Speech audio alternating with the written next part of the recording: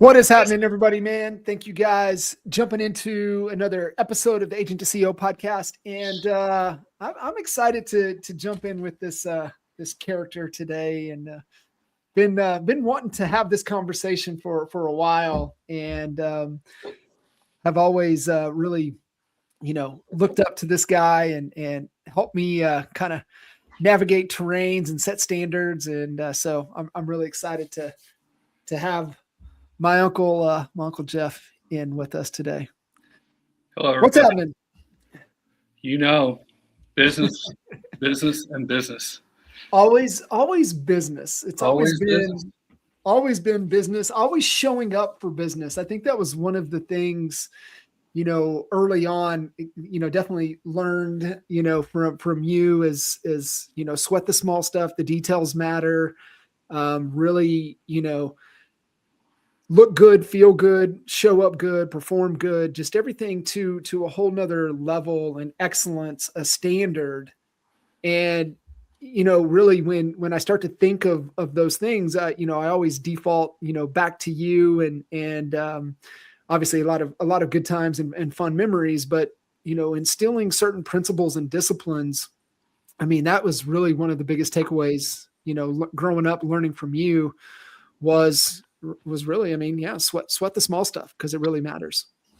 It always matters, because I hear a lot of people always saying, well, don't sweat the small stuff. But then I look at their life and their business and it's in chaos.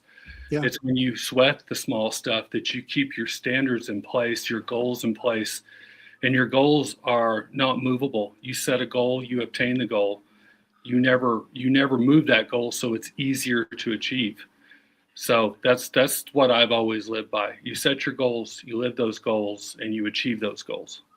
Yeah, absolutely. Give us some context, right? Because you've always been kind of on the financial aspect side of things, and then into the, real estate side of things for quite some time now. But just give a little bit of background and context, that's kind of led us up to this point. My first real true job, I would say I was excited about. I got to work in retail, and how it's not what you know, it's who you know, as we always know. Building those three things. It's about timing, relationships, and follow up. And I met some people there in our hometown in Oklahoma, and I started working at, basically it was a Ralph Lauren clothing store. I mean, that was probably 75% of the clothing that we had in that store was Ralph Lauren for a little, 100,000 people town. So that was a pretty big deal. And I learned the business from there about how to provide customer service, how to sell, concierge services. We would sell something, we would have to wrap it. I went to another level and delivered it. Because, who wants to wait around for stuff to be wrapped while you got other things to do? And this would be at 9 or 10 o'clock at night whenever I got off my shift. So from there, I went into consumer small finance. From there, I went into mortgage. From there, the mortgage shut down in 08, 07, hit pretty hard. I went into IT sales, ran a call center for Juniper Networks here in Colorado. Managed a team, had $100 million sales goal to hit. We beat it at 110. From there, I got into REO, back into the real estate side of that. Got into auction, helped create an auction platform, and then from there got into real estate. I got tired of being laid off because you got REO, foreclosures go down, you don't have a job. So move on into real estate. Real estate never sleeps, it never dies. And so does customer service. It never sleeps, it never dies. Back to kind of the Surrey Shop days. You guys had a lot of fun, but to your point, you really lived, that true unreasonable hospitality, right? You look at, kind of understanding that book and that concept, and reminds me a lot of what you guys did is, if anybody's ever read Hug Your Customer with Jack Mitchell, that had the largest, square foot, retail shop, just outside of New York City and in Connecticut. And there's a lot of things that, like, what they talk, what Jack talks about in the book is what you guys were doing at the Surrey shop, and you just took it to a whole nother level. And before unreasonable hospitality was even a thing, I mean, that's what you guys were doing. Well, you had to, we did have competition back then, and you had to differentiate yourself from that competition. Again, providing that service, going beyond what they were asking for. We got to know our clients so well that if I saw a certain outfit come in on the women's side that I knew that this guy would love for his wife, I would call him, tell him that it just came in. I've got her size. Do you want me to wrap that up for you? Yeah. Well, okay. Well, I'll drop it by the office this evening. Are you going to be there? Great. If not, I'll leave it with your receptionist. That type of service, birthdays, anniversaries, all those little things to make people feel special, but they remember you for that. It goes over into real estate too. If you're staying connected to your clients and you're in their face in the right way, they're going to remember you when it's time to sell that house, or they have, which I think is a great compliment to yourself, is a referral. You got a referral now from somebody that knows you, likes you, and trusts you. Yeah. Yeah. You have 100%. And it is that standard. You have to live it. If you don't live it, you're going to forget about it and you're going to miss.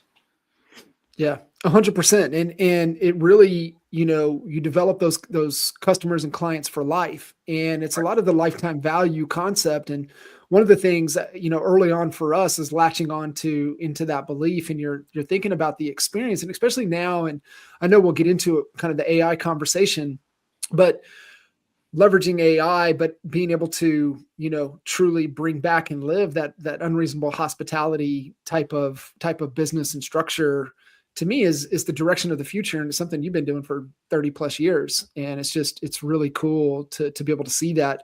When you look at kind of the navigation that you took, and the experience and kind of little niche and nuances within, the mortgage and retail and real estate side of things, kind of what has been kind of the common thread that you've kind of seen navigating through, all of kind of your career?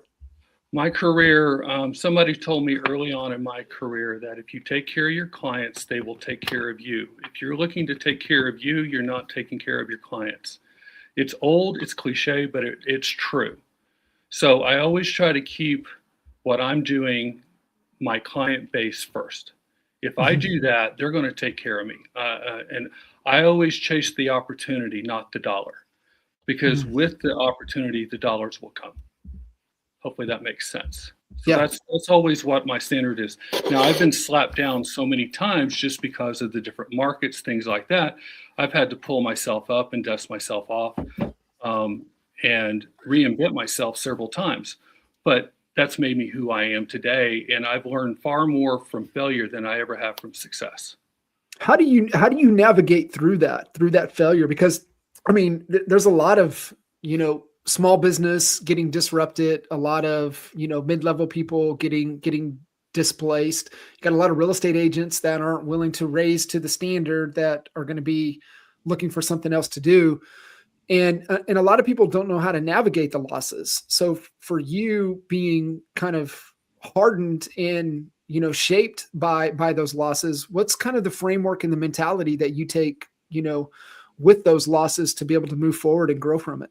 Well, you go back and you review what you've done, because that book is written. I mean, it's basically out of publication, because you can't go back and fix anything you've done in the past. All you can do is live today and work to make sure you don't make those same mistakes again.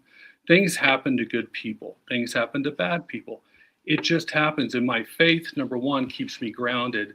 Number two, leveraging my relationships that I've had. It's always been the right timing, and I've always followed up. The right people in my life, I keep them close, because you've heard this well before. If you run around with a bunch of jackasses, you're going to be a jackass. You're the next one. You're one of them. But if you run around with a bunch of good people and or millionaires or whoever you want to be or what you want to be, you're going to become one of those. So associate yourself with the right people. So build those relationships through time and follow up with them. Don't let them fall out of your your hemisphere, whatever. Your sphere of influence. Never let them drop out. Always stay in touch. I don't care if it's once a year, once every 6 months, once a week, whatever. Keep them close because you can learn from them. I don't, in my career too, I've always tried to hire people smarter than me so that I can learn from them because I don't have all the answers and I don't pretend to. I want to hire people that are smarter than me. Number one, that's going to help me get promoted, get me where I want to go, then also give them a career path to take my place. Mm-hmm. And that's what I've learned. And also when I hire people, I also have my team that I trust and love and cherish. I have them do the interview as well as a group because that helps them, their career path, but it also, they may know something I don't know. They worked with this person before and they're just a bucket of crap.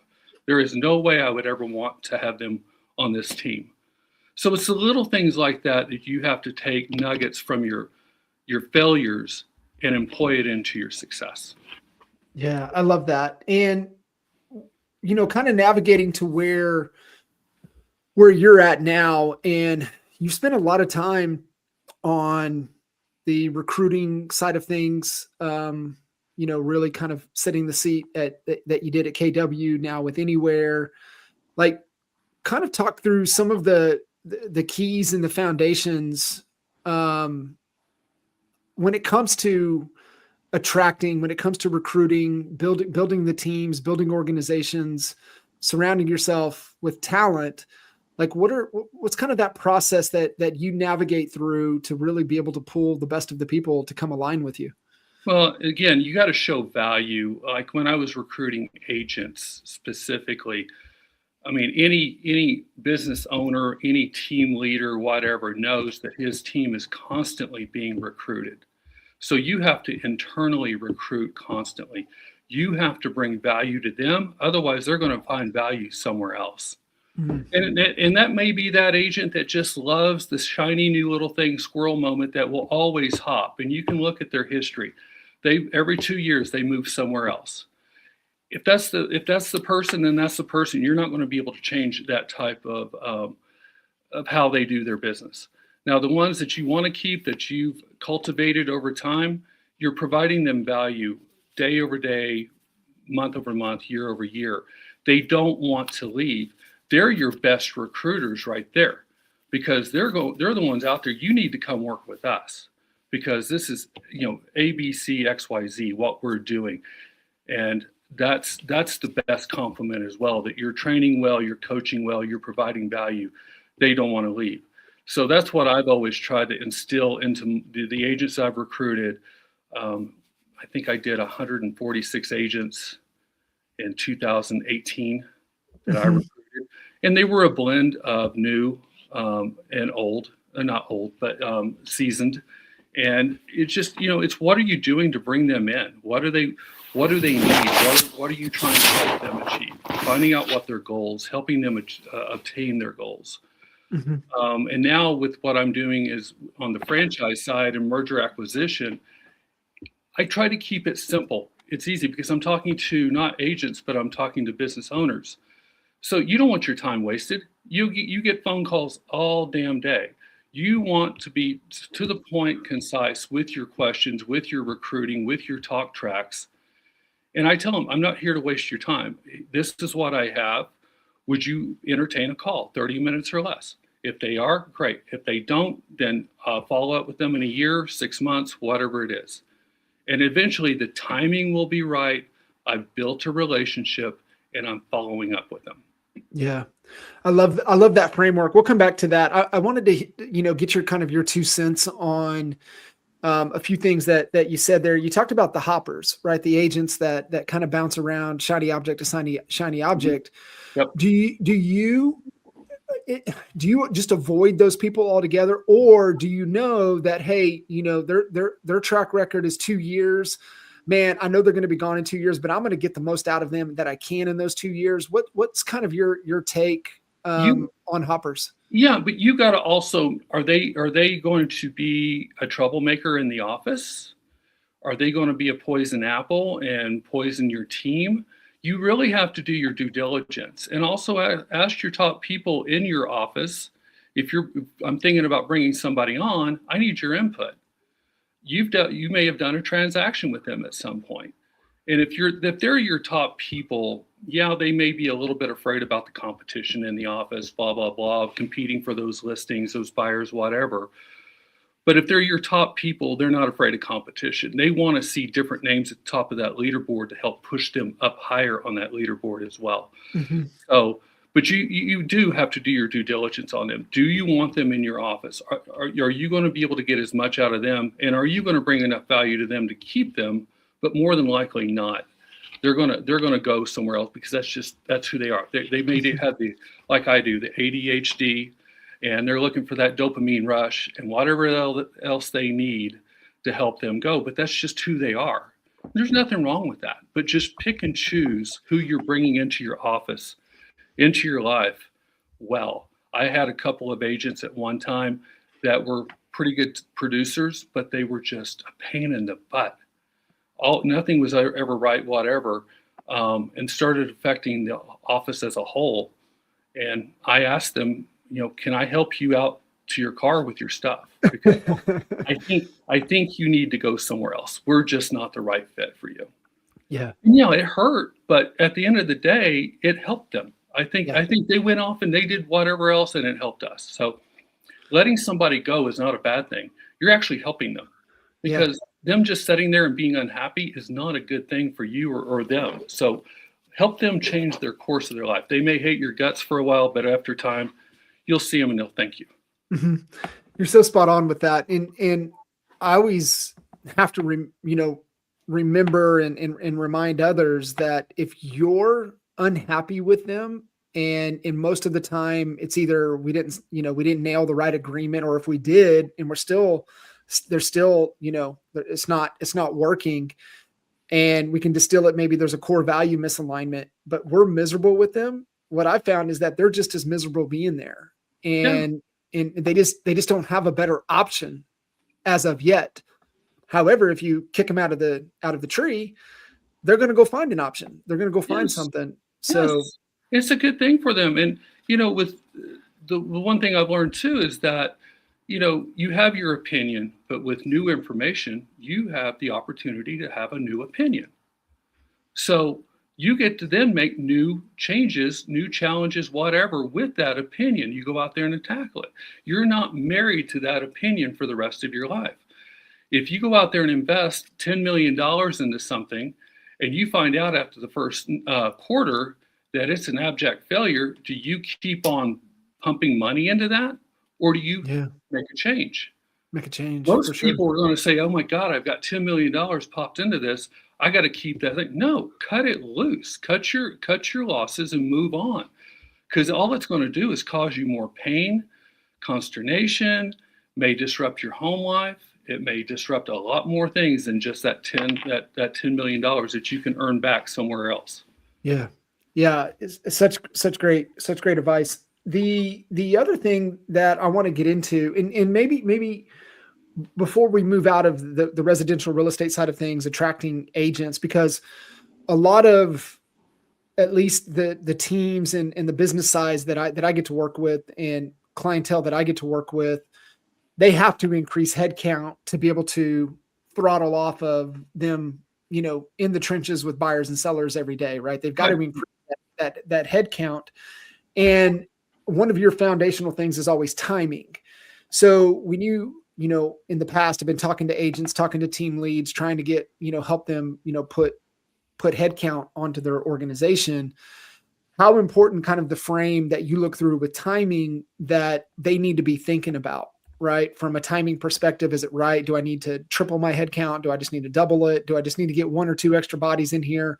When you're looking through growth from a timing perspective, what are some of the things that you have to be thinking about when it comes to timing? Well, it's all about what are you trying to achieve with your goals. If you don't hit your goals, how's that going to affect your family? How's that going to affect your business? How's that going to affect your retirement? How's that going to affect your exit strategy out of the business? Because do you want to be selling, real estate when you're 81 years old? I don't know. Maybe you do. Maybe that's your life, whatever. Maybe your kids are going to come in, or maybe your kids are going to remember that you missed all those soccer games and football games because you were out there selling that, and they don't want any part of your business because they don't want to live that life. Right. So it's all about having a plan. How many agents do you need to bring on, but how many agents do you need to retain? Because if you got just as many agents going out the back door as you got coming in the front door, you're not getting anywhere, because again, you're having to retrain them. You're having to do all those things to get them up to speed for them to be successful, or they're going to be just like the other ones right out the back door as well. And remember, you've got people constantly calling them to come, and they don't care. They just want a body. They just want to throw bodies in the seat. I want productive agents. I want agents that are going to learn, and I want them to live a big life. So you have to just, how many agents do I need, or how many do I also need to retain to hit all these goals and keep them successful, happy in their seats as well? Because I want them attracting talent just as much as I want to be attracting talent. You talked about, coming in the front door and going right out the back door. What closes the back door to where those top producers never want to leave? What are some of the things that you see? Yeah, I think it's engaging them. You get your top producer and they're just cruising along. You never talk to them. You got to be complimenting them, in my mind, on, you just got a new listing. That's fantastic. Congratulations. You just had a new closing. Celebrate all those small little wins. That doesn't seem, and they'll tell you they don't like it. They love it. They love to have that ego stroked. And if they don't get that ego stroked, they're going to start looking around and they're going to act like you don't care about them. So they're going to go somewhere else that will, because they're getting calls from different companies, different team leaders, different owners. Hey, I just saw you took a new listing. Congratulations. That's awesome. Well, why didn't my broker call me and congratulate me on that? Yeah. It's the little things that can make that. And again, that's where I think that a lot of owners, and I get it, they have to be out there, selling as well, or they have their team selling, but then you're also competing with your own agents. So you got to balance that the right way, so they don't feel like that you're always competing with them for the same clients. Does that make sense?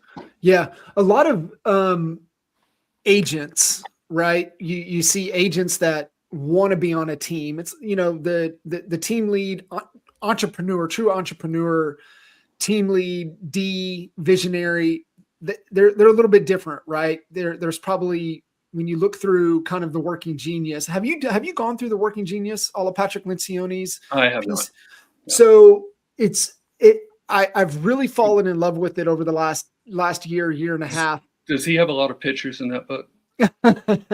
It's a real short read. Big words and a lot of pictures. There you go.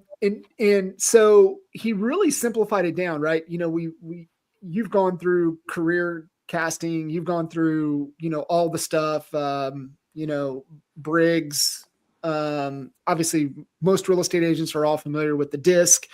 You've got, all the other ones out there, but I really like the Working Genius because it's super simple. It breaks it down into widget and, WIDGET, and think about, 30,000 foot all the way landing the airplane.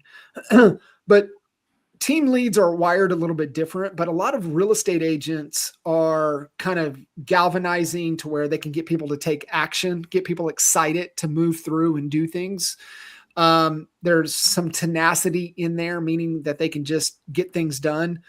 But a lot of them are kind of in that E category, which is kind of means enablement, but really it's a team player. And to your point is that everybody craves, and then there's ways to crush people with the E's, and the E's are on the ground. They get things done, right? They're a full team player. Like, you would never hear an E say, "That's not my job." They'll be like, "Cool, got it. All right, I'm on it." But what they crave is appreciation, to your point. And they get crushed if they're overlooked. So just the simple fact of what you just said is like, give them a public shout out. Yeah, will go so far. Yeah, when you have your, if you're having a week, I'm not a weekly. I think personally, I always thought weekly team meetings were a bit excessive, but whatever works. Bi-weekly is great. Celebrate the wins. Celebrate them there in front of the whole office. I mean, when I was doing the office here, we maybe had 25 people showing up. I mean, it was just sparse, but by the end, it was, 75 to 100 people showing up at times. And we were trying to instill that you need to give, when they come to a team meeting, what are they getting out of it? Is it a rah-rah session? Yes, that should be part of it. But are they able to take at least one or two nuggets out of that team meeting and employ it into their business and help them grow their business some way, somehow? And that's why you're always bringing in, a guest speaker, you're bringing in a vendor, but you're keeping them very short and sweet. You want to get in all the things you want in that hour because you want to keep it to an hour or less. You don't want to go over because they got things to do. People think they get their phones out. They're starting to get bored. You lose them. So give them those nuggets so that they can take that. Also, when you're recruiting teams, go out there. Are you talking to the right person? Are you talking to the decision maker? I know one person that impacted my career a lot is that he had been talking to a team for at least 3 years, trying to get them to come over. And finally, he was in the office one day talking to them. And come to find out, he'd been talking to the wrong person for 3 years. It wasn't the husband, it was the wife. Yeah. He got in front of her. They signed the next day. Yeah. And she said, "Why haven't we been doing this the whole time?" Yeah. I mean, just chewed him out in front of this guy. And it taught him always determine who is the decision maker within that team. Because you may be thinking you're talking to him, you may not be talking to the right person. And you've been wasting all this time. So cut through the BS and find out who's making decisions. That's so good. That's so good. And that goes back into your, kind of that other piece of the framework is really getting into the relationship and knowing, who's ultimately calling the shots here, right? Ask the right questions. And it takes time to learn that. And it takes time for your talk track to do that. But, if you can take all the nonsense out of your head and be able to learn how to read people, the tonality, all those little things, and I can walk into a room anymore and I can tell you who's pissed off, who's having a great day. And these are people that I know because I know their character. I watch them. And you probably won't believe this, but I've learned how to keep my mouth shut. And I listen. And I watch people. And if you can learn to do that as a team leader, a business owner, whatever, you can tell when somebody's off, and then you can start working into why they're off. Then you can maybe find out why they're thinking about leaving your organization. Yeah. Do you think a lot of that was that skill was harnessed in the retail days and the service shop days, just watching people come in and being able to see? Yeah, absolutely. You can start learning your clients that way because you are face to face when you're in the retail. Now we're so much over the internet, whatever. But when you can even see them, and if you can get them on a webcast like we're doing, or FaceTime, whatever, you can read their face, you can read their eyes, you can read how they hold their chin, whatever, and their inflections in their voice. My team, I could go up and walk up to one of the young ladies that work for me. I said, "What's wrong?" "What do you mean, what's wrong?" I said, "You're acting out of character today. What's up?" "Got issues at home." I said, "Well, enough said. I can't help you with that unless you need somebody to vent to. But otherwise, let me know if you need anything. I'm just making sure it's not here." Yeah. So those little things. Yeah, that's so good. Do you, is that something that is there training for that? Is there certain things that you guys talk through with that? Being able to recognize body language, tonality. I mean, you can get YouTube certified on anything, but again, it's just knowing the people that you know. I mean, you can start with your wife. When she's in a foul mood. Mm-hmm. You can know when your kids are not acting right. Maybe they've been bullied at school or whatever. They come home not acting right. It's just learning how to pick up on the little things. If you just shut down your mind and watch people, you can learn that. Go to the mall, sit in the mall and watch people walk by. You can see the fist fights getting ready to break out between boyfriend, girlfriend, whatever. Yeah. Yeah. And is that, for you, is that something that you guys talk about? Is it with your team? Are you talking about, being able to pick up on the little nuances, being able to No, because navigate those we things? share. You have to share everything within a team. You can't keep your cards close to the vest, because for a team to be successful, you have to share everything, in my mind. And you help each other. Because if you're helping each other, I may pick up something from somebody else who picked up something from somebody else that shares it. And I'm going, holy crap, why didn't I pick that up? Why didn't I Yeah. recognize that? Yeah. Obviously being able to talk about that and discuss it. I think one of the things that and I'm just speaking from personal experience, just the hesitation of having that conversation. So like for you, like, how do you bridge that conversation? I mean, I don't know if it comes just easy and natural for you to just interject into the conversation. Is it because you're approaching it with the right intent? But how do you bridge or walk into those kind of difficult conversations? You just ask. I mean, they'll shut you down if they don't want to talk, but maybe they are craving to have somebody to talk to, a third party they don't, they wouldn't share this with anybody else. And they've got somebody that's interested but disinterested, if that makes sense, that is not going to judge them and never come from a place of judgment. It's just, how can I make your life easier, simpler? What can I do to help you? And it coming from a place of contribution, I guess you could say, is the right way to do it. You always want to be helped. And I think that comes from the customer service that I have built in me. Nothing infuriates me more than walking into a restaurant and or a bar and not being acknowledged within 5 minutes of me sitting in there. Same way in retail, you walk in, you want to be greeted, you want to be acknowledged.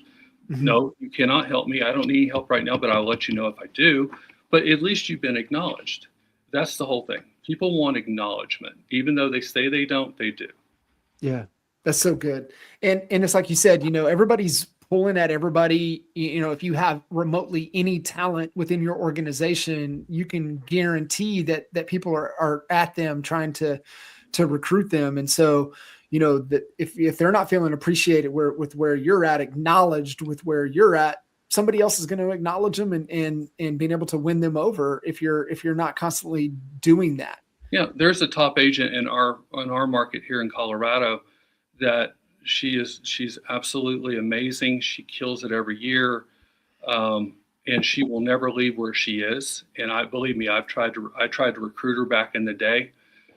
Jeff, I will not take a breakfast meeting. I will not take a lunch meeting. I will not take a dinner meeting. And I don't do coffee. I don't do any of that stuff. Okay, well, I'm going to still continue to call me. There may be a day. You can call me all you want to, but I'm not, and she never has. So but it's fun to build that relationship, call it, hey, I want to mess with her. I want to call her and just try to maybe put a smile on her face today. So if something by chance, the timing's right, built a relationship, I follow up with her, she will maybe one day say, I want to give that jackass a call. Yeah, it's so good, right? It goes back to that third thing, the follow-up, just constantly following up. And if they keep saying no, it's just no for now.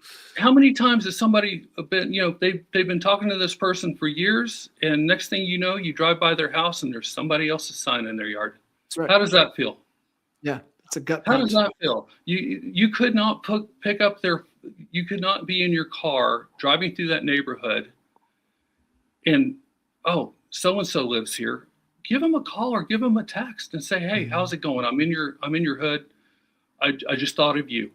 Who doesn't love a text like that or a call? Yeah. Yeah. Everybody. Those special little things that help out. Yeah. Yeah. So it's the follow-up, but it also improving the relationship, little deposits. Yeah, because they're on your mind. It truly is. If you're coming from a place, you're genuine, you're intentional, you're purposeful with what you're doing, that stuff all counts, and it's not fake. It does not come across as fake. You don't want to be fake. If you're fake, then you need to get into a different line of business. You need to figure out how to be intentional, purposeful, helpful, contribution, whatever you need to do that will help them be better in their life, because you're changing. In the real estate business, you are changing lives. You're giving people opportunities to grow in a business to make as much money as they can possibly make. You're also helping people with probably the largest financial investment they're ever going to make in their lives. So you're out there changing people's lives. You're changing the world, if you want to look at it that way.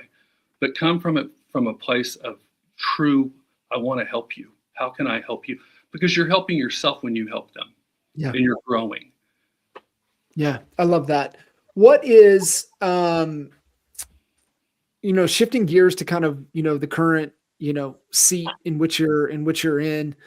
And I love this play, and we're starting to see it more and more. And I think really believe we're going to see even more of it at a much higher level, accelerated level. And we were starting to see it, and you know this, we were starting to see it in 17, 18, 19 timeframe of companies coming together, the M&A side of things, Mm-hmm. and really the consolidation. And then obviously the brakes got pumped in 20 when every market shifted to a tailwind. And now pretty much every market's back into a dead headwind, is why I believe we're starting to now see the things that were going to happen in 20 and 21 just got delayed 4 or 5 years, but we're starting to see it. And, company that you're with, acquisition companies that we saw, with Redfin earlier in, last year. Zillow's always trying to make acquisitions and plays. So within the industry, we're starting to see a ton of it. You kind of on the inside, being able to reach out to these other franchise owners, trying to, bring, from an acquisition, acquire opportunities or merge opportunities together. Like, where are you seeing, people that are really, their ears are perking up, they're leaning into these conversations? What are you starting to see? What are they wanting? And more so, what are they avoiding? What are they moving from? And I know that was a big question, so maybe can unpack that a little bit. Can you tell me that again? No. What I'm actually seeing is that it's, again, and you're probably, your audience or you may get tired of this, but it's all about the timing. Mm-hmm. I called someone not too long ago, and she said, I can't believe you just called me, because I just had a conversation with my trusted leader, staff, whatever it was, that I'm looking to sell. I've had a lot of things happen recently, and I got to get. I'm done. I'm out. I'm approaching 70, and I'm out. So it's all about the timing and how you come across. Don't waste people's time. That's what I do. I'm straight to the point. I'm not trying to. They know why you're calling. So be refreshing and cut to the chase, and get your talk track down so that you can make it sound natural, but you're not wasting their time. You're not wasting your time, because I got more calls to make. Mm-hmm. I've even had it said, well, you sound like you don't even care.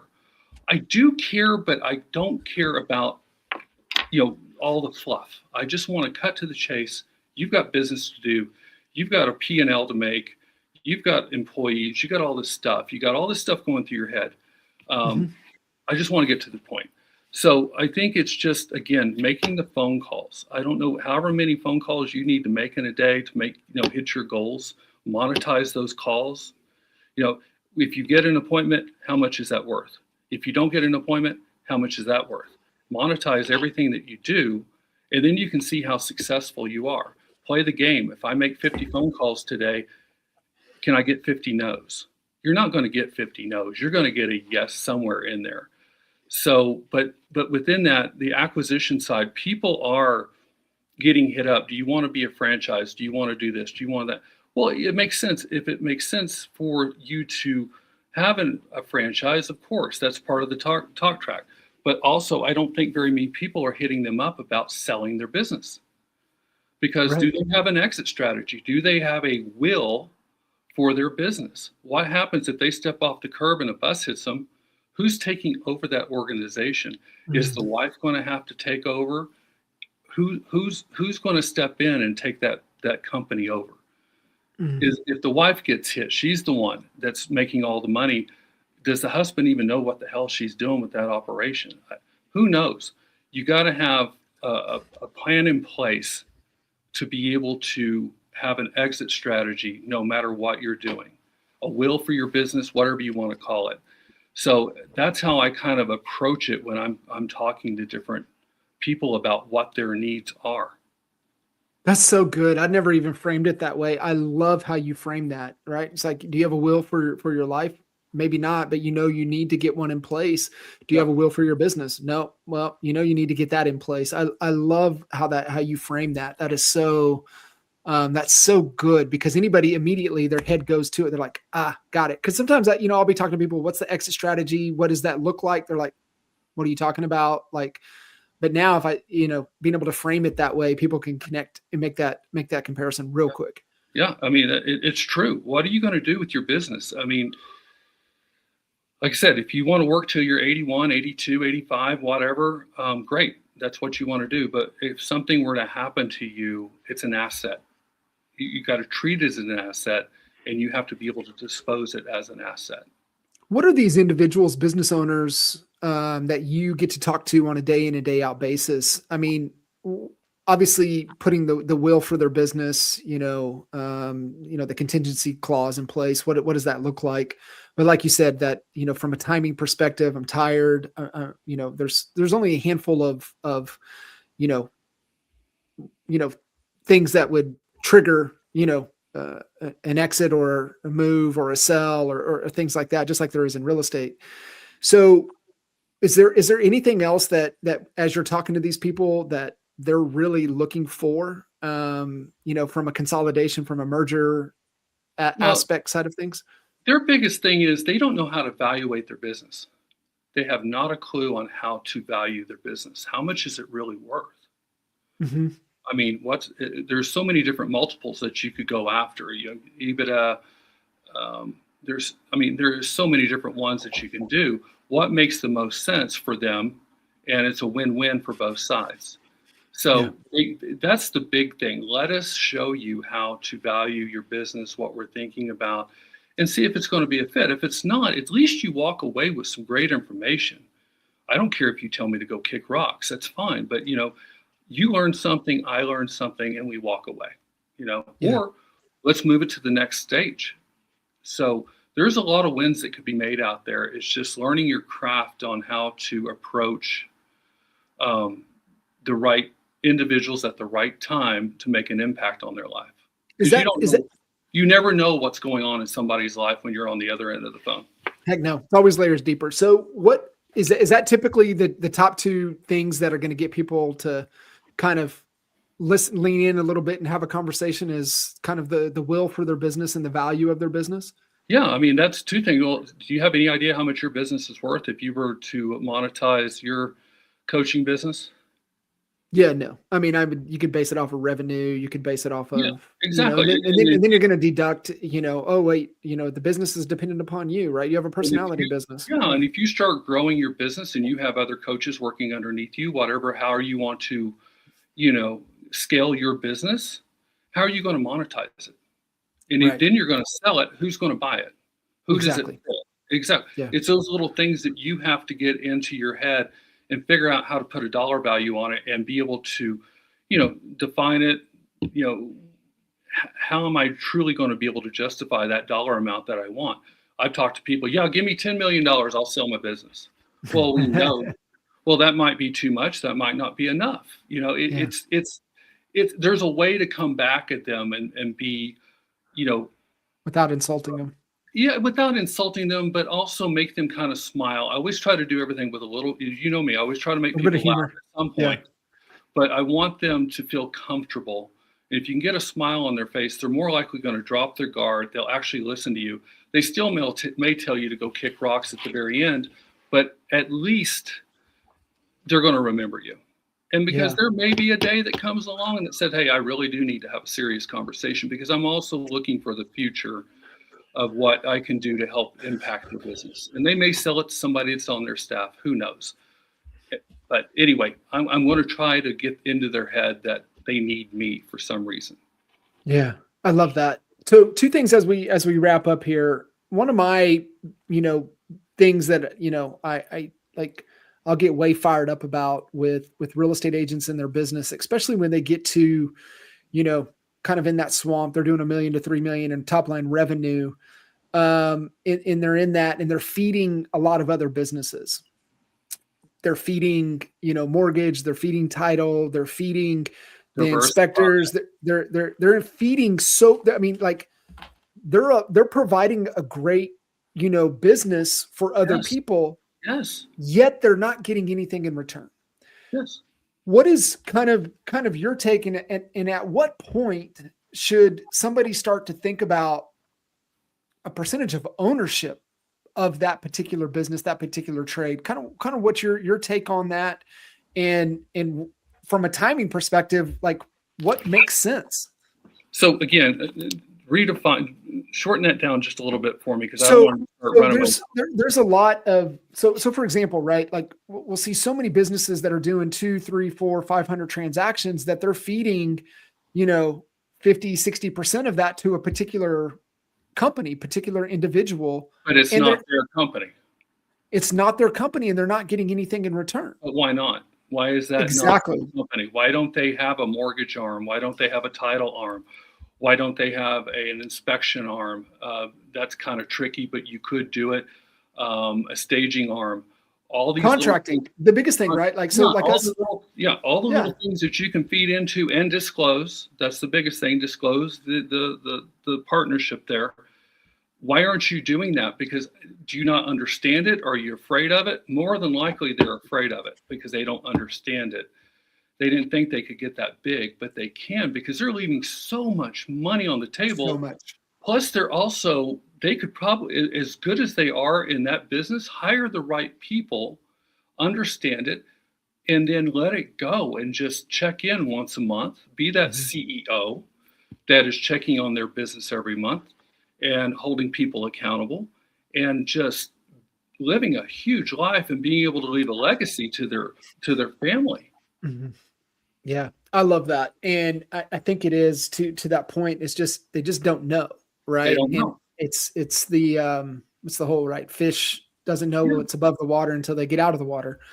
So being able to have that. Somebody told me one time too, that when I was getting into the business, someone asked me, how much money do you want to make? I just need a little, I just only need a certain amount because I need to take care of my family and do this and do that, live comfortably. And that person responded, that's probably the most selfish thing I've ever heard of in my life. Why don't you want to make as much money as you possibly can, make that million and be able to give away $1 million, impact lives? Mm. Don't be selfish. Make as much stinking money as you can make. And if you invest it, give it away, whatever you're going to do, but impact other people's lives with that money. Yeah.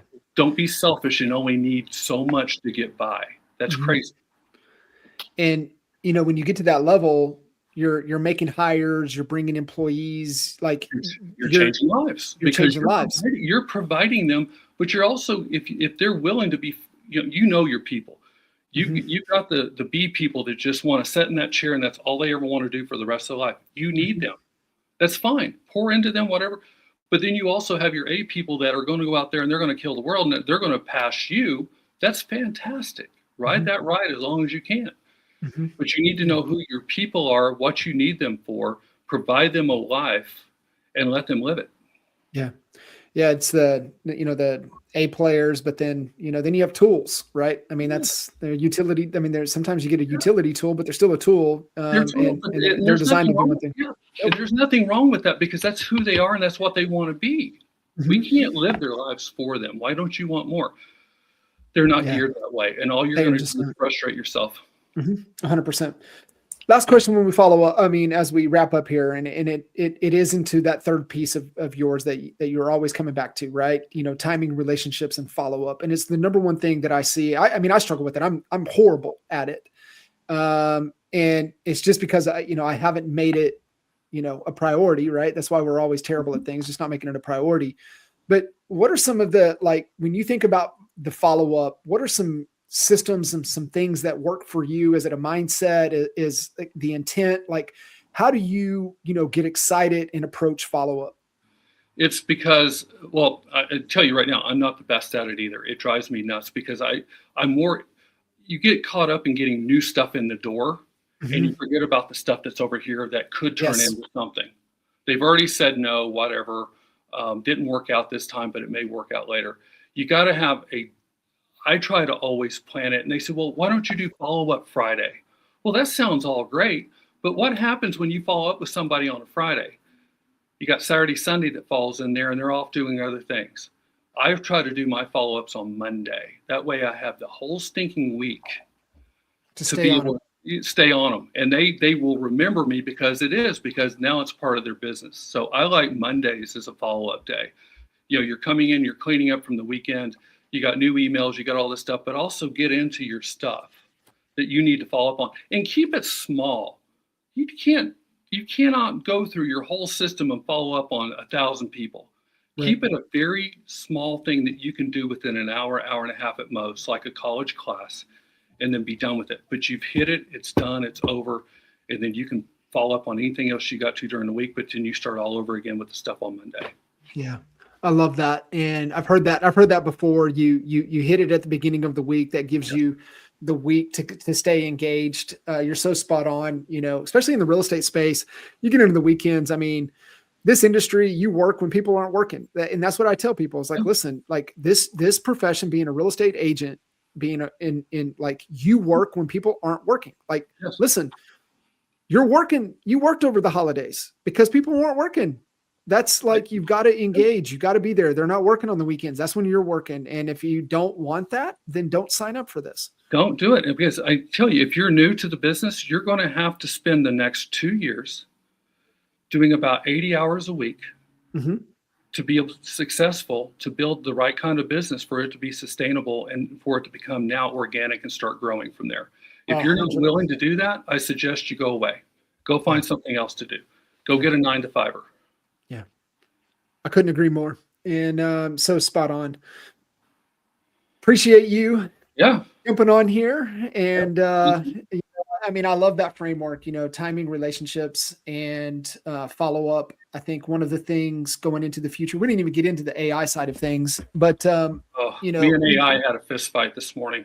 I keep on finding errors, and it drives me absolutely. And I call them out on it because I want them to learn. They're supposed to be intuitive. They learn whatever. And I'm going, how can I ever trust you? Yeah.